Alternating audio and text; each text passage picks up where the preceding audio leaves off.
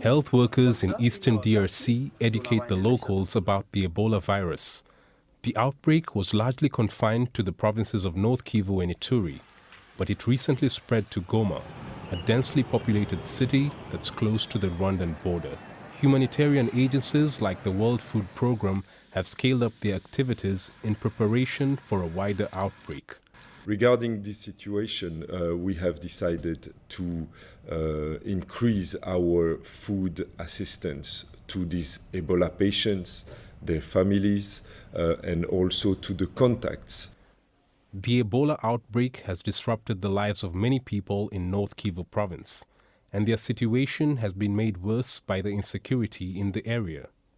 They cannot go to work, they cannot go to the field, to farm their lands and so on. So this is why we distribute this food. The head of the DRC's Ebola response says they'll apply new strategies to contain the disease. So we will introduce also a screening for all patients coming there with fever. We will also introduce the rapid tests for malaria and for Ebola.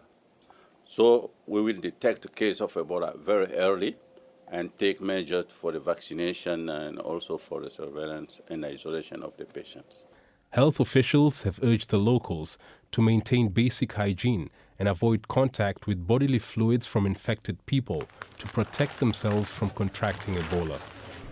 The DRC's interim health minister, Pierre Kangodia, has traveled to Goma to meet with Rwandan officials to assure them of the DRC's commitment to stop the disease from spreading. The meeting comes a week after Rwanda temporarily shut its border with the DRC after an Ebola death was reported in the eastern city. Chris Ochamringa, CGTN, Kinshasa, Democratic Republic of Congo.